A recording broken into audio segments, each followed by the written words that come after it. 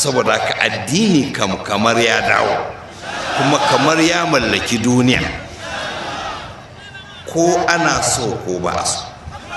Saboda ka ya rage ma mutum za a yi da shi ne ko kuma ba za a yi da shi ba, amma za a yi. Saboda ka in kana, ya rage maka ka zaɓi ko kai a yi da kai ko kuma a yi ɗin baka, don ka fice ba zai hana a yi ba, sai a yi baka.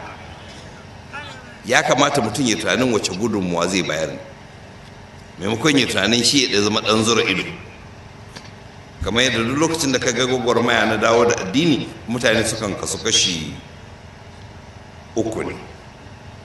Ɗaya 'yan ƙalilan masu gwagwarmaya su fafata, ɗaya kuma azzalumai waɗanda suke ganin wannan dawon addinin za su rasa mukaminsu saboda ka za su yi fara da.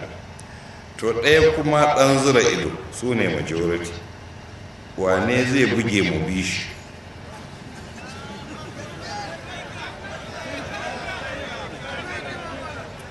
In azzalumai suka murƙushe 'yan gwagwarmaya, ya bashararke ce hawa kawai ka tashi ka ja da manya ga irin tsiyan an gama da. Idan kuma 'yan gwagwarmaya suka murƙushe azzalumai sai ya bashararke ai da wani son ku ne akan gaskiya, ko da ku ga an yi da ni ba da gangan jiki ina tare da ku a zuciya. To cikin ukun nan wanne kake so ka zama? Zaɓi ɗaya. Ka zaɓi ɗaya, amma in ka zama ɗan kallo to kar ka ɗauka komai lafiya, don tana iya ka mutu kana ɗan kallon.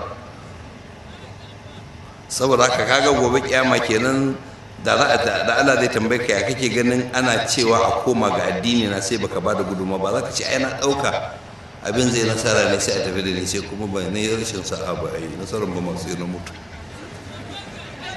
To ka san ko ba za a ce maka to tun da haka nan ne je ka aljanna ka sami ladan abin da kaga dai ya rage maka da.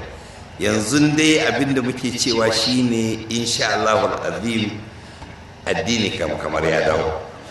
Wannan kuma ba kawai hasashe bane, muna ganin alamomi ne, kuma ma hasu ma azzaluman su ma sun sani an tammata kada. Lokaci kawai ake jira. Allah ya nuna mana lokacin da tutar la ilaha illallah muhammadu rasulullah za ta filfila a wannan ƙasa, ya zama ba za a yi komai ba sai an ce qala Allah qala rasulullah. Insha Allah ya samu a cikin kuma wanda zai amfani da su domin tabbatar da wannan. Wa sallallahu ala muhammadin wa alihi tayyibin tahirin. Wassalamu alaikum wa rahmatullahi.